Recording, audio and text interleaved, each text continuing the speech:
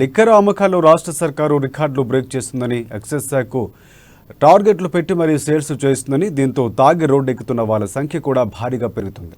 గతేడాదితో పోలిస్తే రాష్ట్ర సర్కారుకు 30% లిక్కర్ ఆదాయం పెరగగా ఇదే సమయంలో డ్రంక్ అండ్ డ్రైవ్ కేసులు కూడా అన్ని పోలీస్ స్టేషన్ కమిషనరేట్ల పరిధిలో దాదాపుగా డబుల్ అయ్యాయి.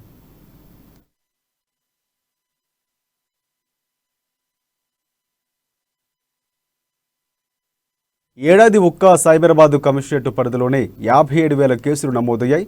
మరోవైపు గత 9 నెలల్లో లిక్కర్ అమ్మకాలు 25,147 కోట్ల రూపాయలు దాటాయి. గత ఆర్థిక సంవత్సరంలో ఇదే సమయానికి 21,763 కోట్ల రూపాయలు లిక్కర్ సేల్ అయింది. అంటే గతంలో కంటే 3,384 కోట్ల రూపాయల విలువైన లిక్కర్ ఎక్కువగా అమ్ముడైంది. అత్యధికంగా రంగారెడ్డి జిల్లాలో 5,841 కోట్ల రూపాయలు మద్యం అమ్మకాలు జరగగా 2,720 కోట్ల రూపాయలతో హైదరాబాద్ జిల్లా 2,522 కోట్ల రూపాయలతో నల్గొండ జిల్లా తర్వాత స్థానంలో ఉన్నాయి.